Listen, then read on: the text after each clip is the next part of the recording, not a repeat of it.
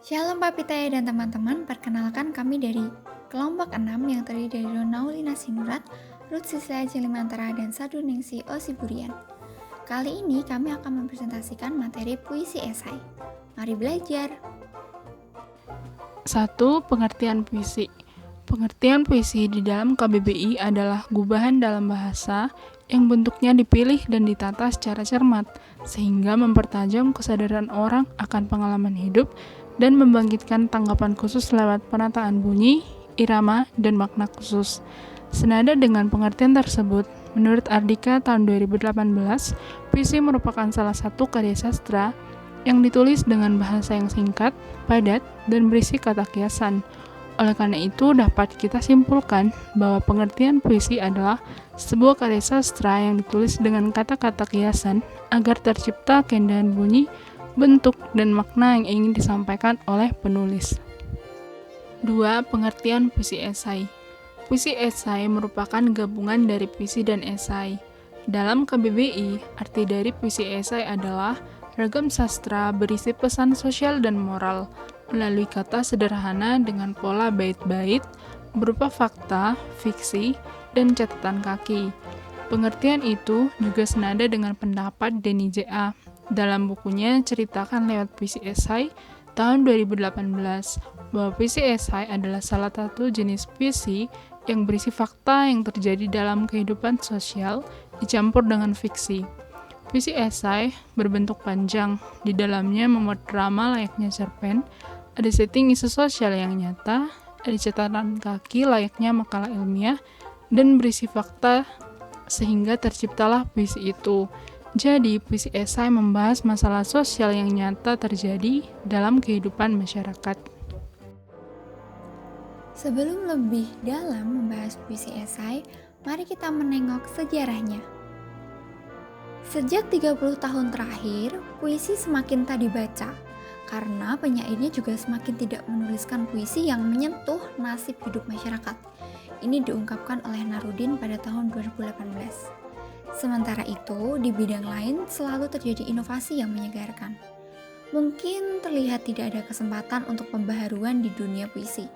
Namun kenyataannya, Denny J.A. tidak menunggu, melainkan menciptakan kesempatan itu.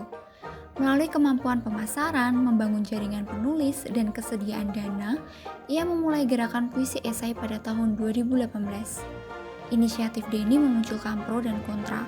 Mulai ada cuitan seperti petisi anti puisi esai, skandal puisi esai, termasuk tahun-tahun sebelumnya terdapat gerakan anti pembodohan puisi esai. Tahun 2018 menjadi tonggak kelahiran angkatan baru puisi esai. Hal ini ditandai dengan penerbitan 34 buku puisi esai di 34 provinsi di Indonesia.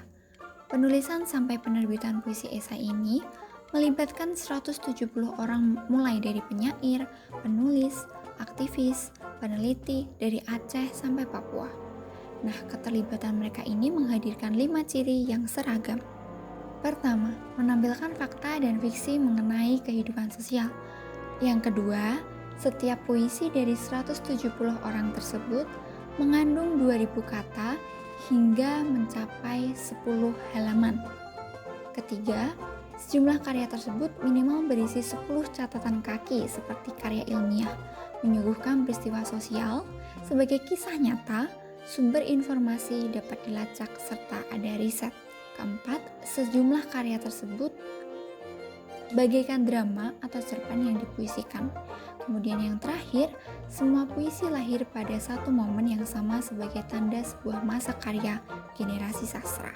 Puisi esai sama dengan puisi yang bercita rasa esai, karena bukan esai utuh, hanya catatan kaki sebagai kenyataan sosial atau fakta bagi puisi yang bersifat fiksi. Jadi catatan kaki sebagai berita, puisi sebagai jalan cerita. Nah, cerita ialah getaran batin dari berita. Fakta sosial dalam catatan kaki itu sebagai sebab. Puisi sebagai akibat dari fakta sosial itu. Persatuan antara realitas dan imajinasi tentunya akan menggetarkan batin sekaligus mengungkapkan kenyataan sosial yang telah dan sedang berlangsung hingga kini.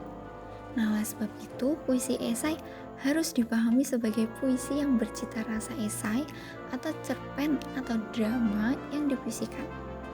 Secara tematik pun, puisi esai mengungkapkan isu-isu sosial yang bersifat kontroversial. Nah, berikut adalah contoh dari isu-isu sosial. Dari 170 puisi esai itu pasti akan menggali kekayaan nilai-nilai budaya atau warna lokal yang masih tersembunyi di 34 provinsi dengan segala keluh kesah zamannya. Nah, alhasil 170 puisi esai yang beraneka tema itu pastilah akan merekam sejarah suka duka zamannya sebagai fiksi historis yang dapat dijadikan sumber informasi lengkap perihal 34 batin Indonesia oleh 170 penulis. Catatan yang bersifat sosial, kultural, historis, dan politis ini semua tercatat dalam 170 puisi esai merupakan sumbangan karya sastra yang besar pada saat itu, dimulai tahun 2018. Perlu kita ketahui bahwa sejak tahun 2012 sampai 2017 telah terbit pula sekitar 40 buku puisi esai. Selama 5 tahun telah lahir 70 buku puisi esai, 250 penulis di seluruh provinsi Indonesia. Sejalan dengan terbitnya karya-karya puisi esai, tahun 2013 PT Jurnal Sajak Indonesia membukukan esai para kritikus dalam buku yang berjudul Puisi Esai, Kemungkinan Baru Puisi Indonesia. Nah, editornya adalah penyair Acep Zamzam Nur. Di dalam buku kumpulan esai itu terdapat legitimasi tertentu atau pernyataan yang sah secara apresiatif dari para pakar sastra Indonesia, di antaranya Sapadi Djoko Damono, Sutarji Kalzum Bakri, dan Ignas Kleden. Pembahasan perihal puisi esai itu sempat diselenggarakan di luar negeri pada acara Temu Sastrawan Asia Tenggara 2017, Festival Penulis Sabah ke-6 2017 dengan menghadirkan para pembicara dari negara Asia Tenggara. Nah, berikut adalah nama dan asal dari para pembicara. Makalah-makalah seminar di Sabah, Malaysia dapat dibaca dalam buku berjudul Isu Sosial dalam Puisi, Temu Sastrawan Asia Tenggara soal 24 buku puisi Denny J.A. Sabah, Malaysia. Selanjutnya, kita akan melihat siapa saja tokoh dari puisi esai. Yang pertama dari Pulau Sumatera, yang kedua dari Pulau Jawa hingga Bali.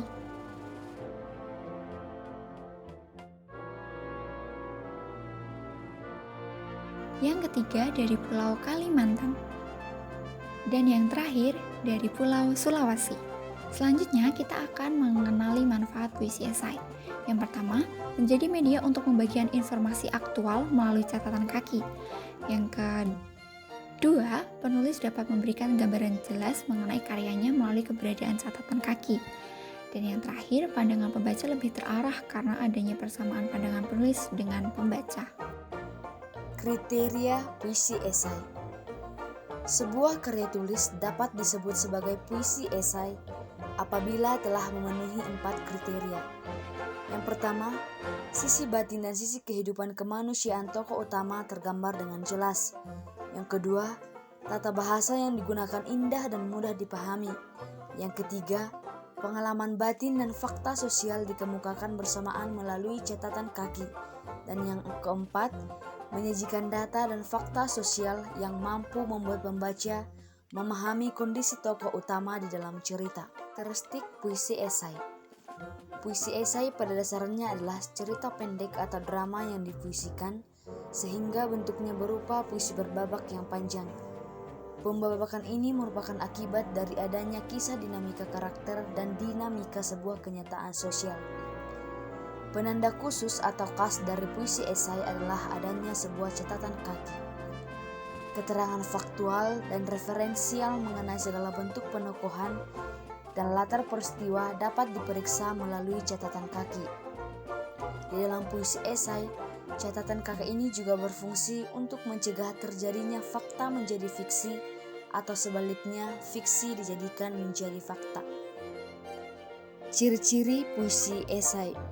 Seperti yang sudah dijelaskan di dalam sejarah puisi esai, tahun 2018 menjadi tonggak lahirnya angkatan baru dalam puisi Indonesia, yakni Angkatan Puisi Esai. Pada saat itu juga muncullah beberapa ciri-ciri karya mereka yang memiliki hampir sama ciri-ciri yang sama, dan itu sebagai latar belakang ciri-ciri puisi esai hingga sekarang. Yang pertama, menghadirkan fakta dan fiksi. Artinya ada satu peristiwa sosial yang nyata di dalamnya, namun dalam puisi ini tetap kisah fiksi yang utama. Yang kedua, panjang minimal 2000 kata. Umumnya puisi esai bisa ditulis cukup atau 2 halaman, tetapi ada beberapa puisi esai memakan hingga 10 halaman bahkan lebih. Yang ketiga, memiliki minimal 10 catatan kaki. Artinya di sini ada riset minimal yang tertuang di dalam puisi ini. Dan yang keempat, memiliki drama. Artinya ada hubungan pribadi yang berkembang dalam puisi layaknya sebuah cerita pendek yang dipuisikan. Dan yang kelima, lahir dalam momen yang sama. Contoh puisi esai Bunga Kering Perpisahan karya Denny J.A. Di nisan suaminya, ia taburkan melati dan kenanga sambil melafalkan doa. Perempuan itu Dewi namanya. Terbius rasa pedih, ia mohon ampun dengan suara lirih. Segala yang ada di dadanya terasa berat.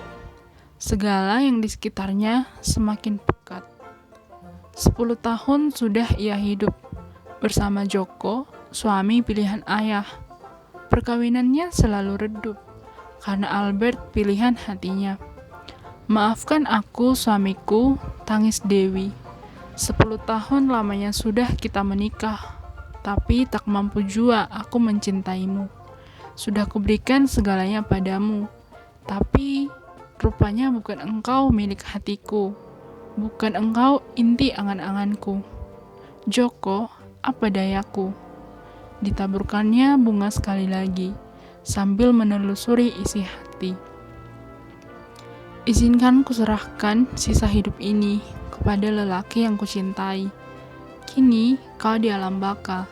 Setelah 10 tahun yang tanpa warna, baru sepenuhnya mataku terbuka. Cinta memang tidak bisa dipaksa. Di kamarnya yang sunyi, Dewi membuka almari. Diambilnya sebuah kotak kecil berwarna nila, yang sejak menikah tak pernah disentuhnya. Dengan gemetar, kotak dibukanya. Mawar kering itu masih di sana. Terbayang olehnya Albert kekasih hatinya, dan tersengat jiwanya oleh kisah lama. Seolah didengarnya kata pemuda itu di saat perpisahan 10 tahun lalu.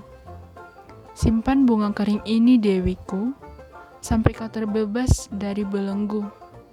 Kalau sampai waktunya nanti, kalau kita memang jodoh sejati, kirimlah bunga ini padaku kembali, dan aku akan datang padamu. Aku janji. Bait ketiga atau babak ketiga.